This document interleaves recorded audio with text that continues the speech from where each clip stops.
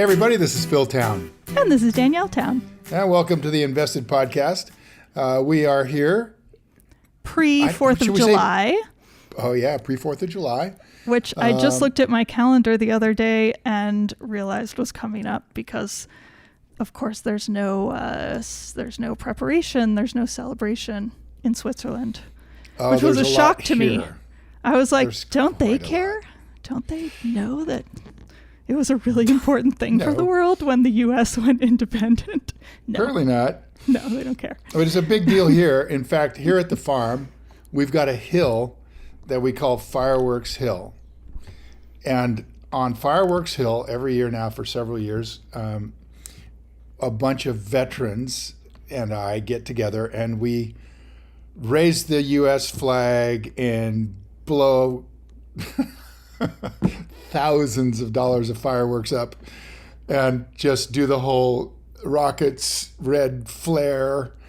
What? Is it rockets I red didn't know. glare? How long have you been doing that? I didn't know about that. Years. I don't know, at least 4 years. Okay, that counts. And now a couple hundred people show up and we do a barbecue over at the pavilion and Jeez we got Louise. RSVPs so we know we have enough food. And it's just this whole thing out here.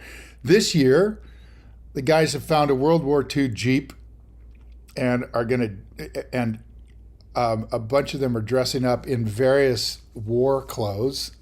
Like reenactment type of thing? Yeah, reenactment sort of thing. World War II, Vietnam,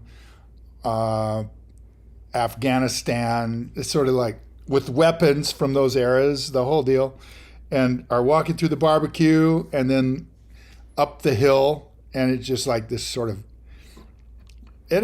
we sort of pageant it. It's very unorganized and sort of goofy, but we don't care. I like it.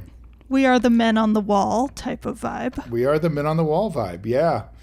And we've been on the wrong wall several times in my lifetime. We've been on the wrong wall completely. Yep.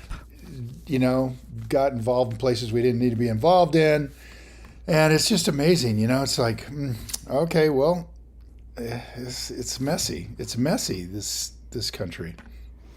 Like many people in Europe think we're a big child. You know, we're just a gigantic, big, huge child throwing their weight around like a bull in a china shop. You know what? That may be true. I was listening to some British TV channel that I cannot even remember what it was. It was some completely irrelevant show. And this person was talking about the U.S. and goes, oh, the U.S., I mean, that country's young. It's only 400 or 500 years old. And I was like, one, he thinks that we're young at 400 or 500 years old. And I know, it's two, almost like you want to take a couple zeros off. Or they're 4 or 5. And two, we're at about 250. So he's doubled us and still thinks we're young. I was like, your point is actually like way stronger than you think it is. And also your history is terrible. Well, and what you read about your history is, I mean, it's so diverse. It's like, I'm reading a book now on Daniel Boone. And what it really is about what's going on in America in 1750s. Cool. With the French battling for the continent against the British, and both sides aligning themselves with Indian tribes that were deeply embedded in the continent before Europeans showed up. I have a question, and I would just like to acknowledge that this episode may involve no investing talk, but maybe it will by the end. It'll get there. Let me just say but that I think people listen for our non-investing talk, or I hope you do. Reading broadly is part of investing. It absolutely is. I could say probably I'm a pretty simplistic investor. You know, it's like, okay, buy a really good company you understand and buy it when it's on sale. Duh. And you know, that, I mean, at some point, I think I saw Charlie or Warren talk about how they've had to continue to learn over their entire careers because what worked in the 1950s didn't work, you know, in the 1970s. They have said that. That's a great point. That is one. A lot of people get attached to their system and they don't evolve with a different economy, a different technology, a different set of investors. Yeah, I mean, you just got to keep learning. And so reading, and Charlie's a big advocate of reading broadly. And so that's what our whole shop does. I allocate time every week for these guys to just read whatever they want to read. And so here's my question. Yeah. Why is Daniel Boone famous? I'm sure there were a lot because of he opened up interesting frontiersmen at that time. He opened up the land east of the Appalachian Mountains. What does open up at the time mean? Means there wasn't a way through for people who wanted to take their families through. The only way through that most people knew were Indian and deer trails, hunting trails, that wound their way through these really old and really steep mountains. If you've ever been there, driving on roads in the Appalachian Mountains, Blue Ridge Mountains. Oh, yeah. Oh, my gosh. It's just up and down and around. And you just go, how did anybody get a wagon through here? And the answer is they didn't. Yeah, those They roads didn't. are... For 100 years, they didn't. But Boone basically explored and opened up the Cumberland Gap, which is a gap at the southern end of the Appalachians in the Blue Ridge, which allows you to get a wagon through, and that opened up the whole valley of the eastern side or the western side of the Appalachians, and it created vast changes in the relationship between the Europeans and the Indians. Prior to that, yeah, no kidding. Right, I mean, prior to they that, were essentially protected by a land barrier, and more. Well, that's sort of right. But what was really interesting that I've learned is that the Indian tribes there were allied in big alliances, right, and groups, and they were battling for survival for all the time they've ever been there. And when you started losing that battle, you were forced over the ridge. And so the losers ended up on the western side of the Appalachian and were protected by the Appalachian Mountains from the other Indian tribes. And so there was a sort of evolution through that process, which also, of course, turned out to be the Europeans after a while. And of course, much of what happened on the during that time period, the 1750s, were some of the most brutal, genocidal battles ever in American history on all sides. In other words, everybody at that point in time, French, British, Indian, American, killed everybody. Men, women, children, everybody. And that was just warfare.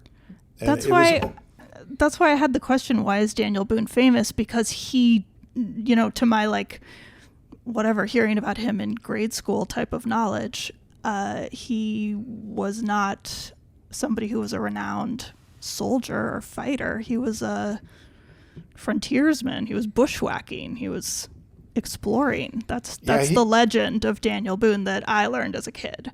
Yeah, you're pretty close. He originally but in that context of the time of being entirely about bloodshed and fighting and claiming your land. Have you ever seen Last of the Mohicans? Yes, of course. It's fabulous. Amazing. So you know how Hawkeye was dressed? Okay. He had on what's called a linsey wool shirt, long sleeve, and a breechcloth and leggings, right? In other words, his upper when leg, he was all English.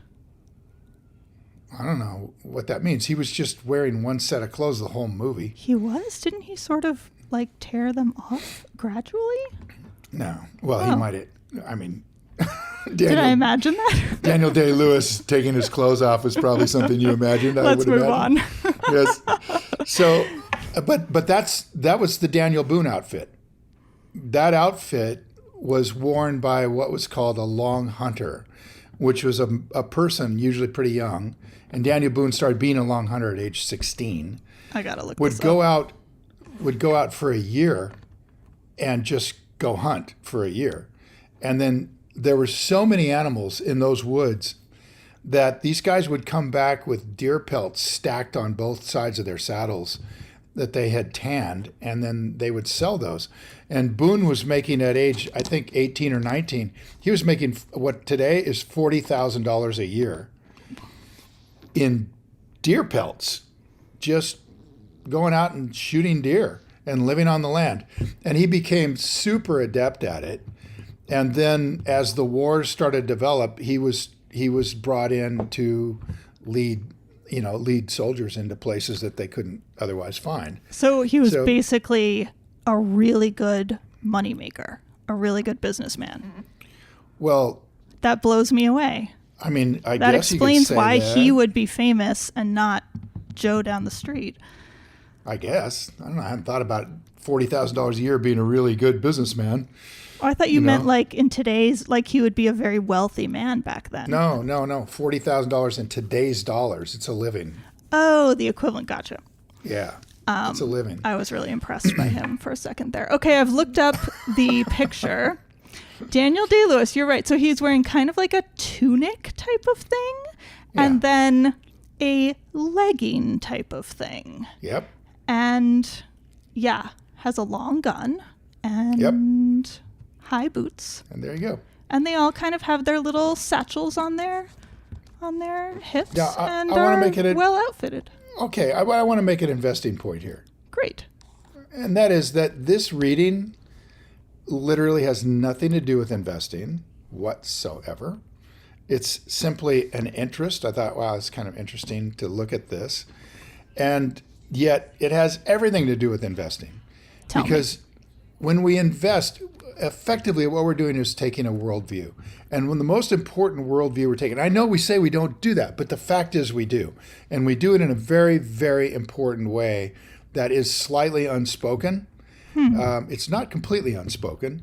And that is, we are betting on the country that we're investing in. We're betting on that. I literally have that on my checklist. Yeah. I mean, you look at the country, and I mean, Warren Buffett, Charlie Munger famously are focused on America. And Buffett just keeps saying it and has been saying that his whole life, don't bet against America. Mm-hmm. And, you're looking at the sort of world's largest GDP. You've got a free society, a rule of law. You've got a lot that is really attractive to investors that would support that contention that you should be betting on America. But wherever you are around the world, wherever you want to put your money, you are making a bet on that country that investment is within. I believe that I argued that very point to you on a recording. I'm so glad I recorded it so that at some point I can find it, because that is 100% correct in my opinion. Yes. Mm-hmm. And so I guess in a way, while I'm reading about Daniel Boone for events that are happening in 1753, it's all just sort of grist for the mill. I mean, you just throw it in there and you don't really know what ultimately that's going to result in the year 2024 or 2030 or whatever. You throw it in there and maybe nothing. Maybe there's one little thing that I'll read in this 280-page book that will impact a future investment. Or maybe the only thing it does is impact my decision to invest in America.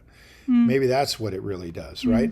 But every book that you read is going to add to that sort of library of knowledge that you have up there, whether it's direct at sort of the concept of investing, like markets with books, by guys like Daniel Kahneman or Irrational Exuberance by getting into behavioral economics. Yeah. Or which are pretty direct at whether we think the market is going to be, whether you think there's legitimate argument that the market is irrational sometimes, right? It gives you some philosophical backing and maybe some evidential backing. See what I'm saying? So but less behavioral economics, more like macro focused, trying to figure out markets. Okay. But you just don't know. And if I've done one thing that makes me I'm not even saying I'm a really good investor, but if I've done one thing that would make me a really good investor, it's that I've read very broadly my entire life, as you know. Yeah. And so and that's something that Munger has pushed forward as his, I think it's his single criteria for whether he considers a person, am I putting this right, worth talking to? Is that what Charlie said, more or less? I don't remember it, but that sounds exactly like him. Sounds pretty Charlie, doesn't it? Let's say that's probably correct. Yeah, that basically, if somebody isn't broadly read, well-read, you could say. Now remember, this is not well-educated, per se, in the sense of I've been to the Ivy League, like you're an extremely well-educated person by anybody's standard, and you may not be well-read. You are in this case. But you may not be. I feel like I couldn't agree more. Having been to too many excellent universities, and been around so many ultra smart people, having a degree does not mean that you are broadly knowledgeable, that you can think critically, that you are intellectually honest. It doesn't mean any of those things. Right. It doesn't exclude you from those things. And often people who come out of those places are amazing, better than most people at thinking critically and being intellectually honest because they were forced into it to get a good grade. But not everybody. You hope. So, yeah. You hope that's what they were doing.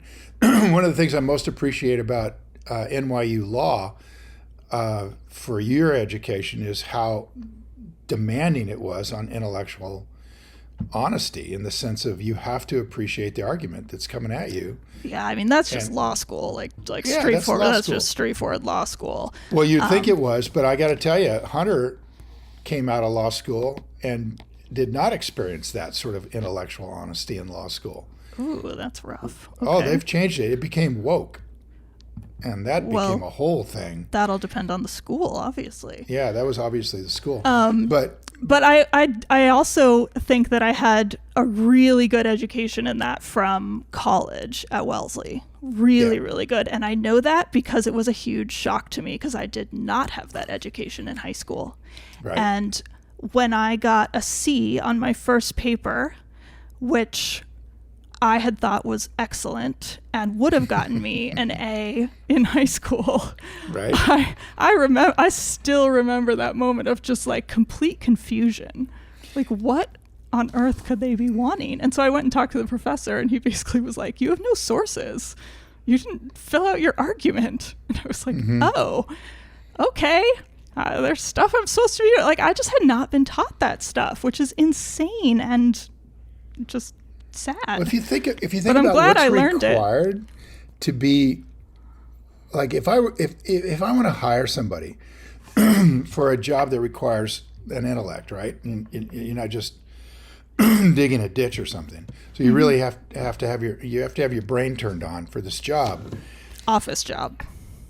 Presumably, yeah, but there's also outside jobs you got to have your brain turned on for. Oh, yeah, that's true for sure. And I just think I really do want someone who has the capability that you just said. And I don't care if they've got a college degree. Honestly, they have so depreciated the value of an Ivy League degree or like a degree from any good college in America has been depreciated over the last 20 years by this lack of rigor for some reason that has crept into the intellectual, the faculty of these universities. I don't know what's happened, but anymore, it's like you got people coming out of there that are so not wide awake and not able to appreciate different sides of a point of view that we're not interested in hiring. I'm just not interested in hiring them. And I was going to say, whereas you came from a great intellectual series of colleges. You went to some brilliant schools and got that education. I didn't necessarily go to that. I had a couple of years at University of California where I was studying philosophy and they demanded that sort of rigor. But other than that, I've been relatively self-taught.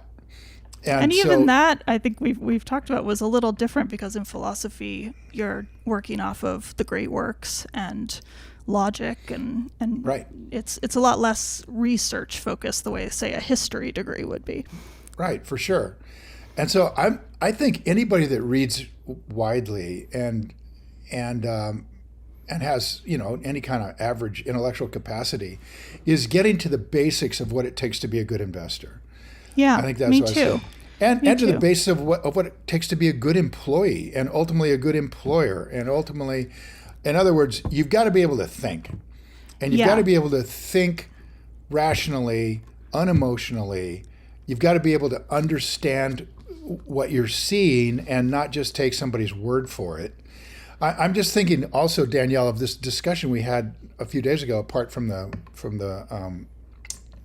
podcast, is that I was putting forth some political stuff, and you were like rigorous. You were saying, look, you have to be rigorous, Dad. You can't just take somebody's word for it, or you have to really think it out. And you said, that's one of the things I really appreciate about you, but I don't know that you're doing that right now. And I was listening to your argument, and as emotional as you can get in discussions of politics and religion, you have to keep your head screwed on straight. You have to be able to listen to the other side. And if you can't, you're going to be a terrible investor. You're going to be so caught up in what you think is right, what your opinion is, that you will inevitably be making opinions about things about which you do not understand. You will absolutely be doing that. Absolutely. I'm rattling on here, but I'm going to just also give a shout out to Joe Rogan's podcast that he just did. I don't remember which number it is, but he just did it. It's with a guy named Eric Weinstein and another guy named Terrence somebody. Okay. And the guy Terrence, these guys are both mathematicians, and Weinstein apparently is extremely well known and recognized in the field, and Terrence is not. Terrence is a guy almost from the street, self-educated. They're both in their late 50s, who Terrence has come up with ideas about the way the world works through geometry and making patterns that sort of blew Eric Weinstein's mind and blew Joe Rogan's mind, to the point where Joe Rogan and Terrence did this podcast. And when it went out, Rogan got hammered by the mathematical community, essentially calling Terrence full of shit. Oh. Essentially. Yeah, just like, here's a guy that doesn't even know what he's talking about. Yeah, you might want to listen to that. Yeah, well, what is that guy's name who's got a big podcast? It's Neil Tyson. Oh, Neil deGrasse Tyson. Neil deGrasse Tyson. The scientist, right? Scientist, right? Yeah. And he said, hey, I'll take a look at this guy. It's interesting. And then he just gave him the backhand across the jaw. Boom, you're useless. Is that code for he said that his calculations were useless and wrong? It's code for you're not peer reviewed, and you're not ever going to be peer reviewed, and you suck. So that's super interesting, because I would like to know why they're saying that. Well, so did Eric Weinstein. So Rogan invited him on board. And this is to the point. Who's he? Is he a professor? Weinstein's like a professor.edu someplace. I didn't get it in the podcast. But super smart. I mean, there was nothing about anything Terrence said that this guy didn't understand. He has a .edu email address. Check the box. He's qualified. Well, you know what? This is exactly to Eric Weinstein's point, that Terrence doesn't have that. And as a result, will be dismissed out of hand. Absolutely dismissed out of hand. Trust. And he said, if his ideas are good, he's going to get his ideas in front of people to get peer reviewed. Terrence said that's not true. I mean, Weinstein said that is absolutely not true. That since the 1970s, the mathematical and scientific and physics community have moved farther and farther away from the ability to look at new ideas. That now, if you're not doing string theory and physics, you will not be peer reviewed. In other words, they've narrowed down the world to a point where you can't get a faculty tenure if you try to do something apart from the paradigm. Okay. So this is one of the things these guys are talking about. Here's what I'm talking about when I say critical thinking. But next thought is. But don't let me lose track of this, because my next thought is why. And the people who are complaining about this as a problem probably don't tell you why the mathematic community doesn't really care about these calculations. Go listen to this podcast. They are you're totally wrong. A physics totally department you're is totally focusing wrong. on string theory. No, you're totally wrong. I'm not saying it's a good reason. You're not listening to me. There's a reason. You're not listening to me. Go listen to this podcast. It is absolutely about that. 100% digging into that.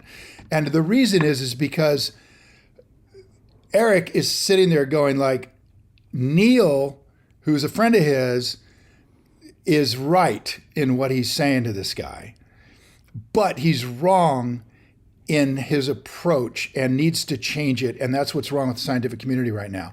Because okay. Well, then they get into the why. Okay. Eric's point of view is this, and he's talking to this guy. He's basically saying, look, you are all over the place. It's like you're playing blackjack and you keep hitting a 19. You keep hitting a 19. You get all the way to 19 and then you hit it and you go bust over and over and over again. He said, in your arguments, you have this beautiful quality over here on one side, and over here on the other side, you're completely full of shit.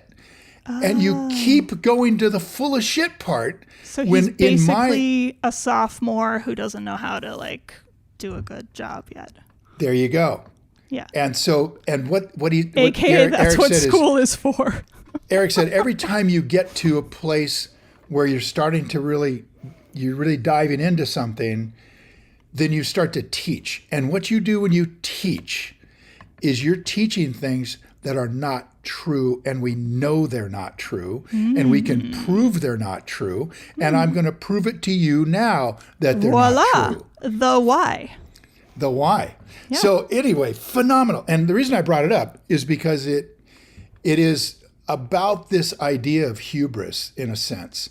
It's like Terrence is overloaded with a confirmation bias and hubris as a result of having some breakthrough and a lack of understanding about where he's at with the rest of it. And you can hear the guy fighting this back. He's a super nice guy, by the way, and just really trying to take in what he's missing and what he's doing wrong. But at the end of the day, when you're caught up in confirmation bias, it's almost impossible for you to let go of it. And we run into this all the time. So I want to talk about how to deal with that in investing, because you're so right. We run into that all the time. So let's pause here, and we're going to have a part 2 of this episode for next week. And let's get into confirmation bias, one of the greatest killers of great investing that you could ever have. Okay. We're gonna get into it for part 2 next week. You never know. All right. And Daniel Day-Lewis running around in a breechcloth. All right, there we go. Go Google it. It's worth it. Taking off his shirt. Yep. Time to go play. Bye. See ya.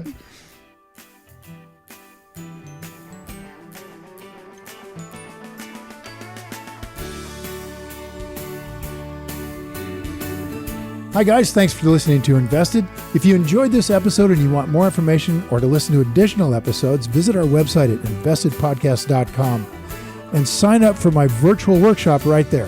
Spots are definitely limited for this event. I'm not kidding, they really are. They sell out very quickly. So everything discussed on this podcast, by the way, is either my opinion or it's Danielle's opinion. And really important, it's not to be taken as investing advice, because I am not your financial advisor, nor have I considered your personal situation as your fiduciary. So remember that. You're on your own here. This podcast is for your entertainment and education only, and I really hope you enjoyed it.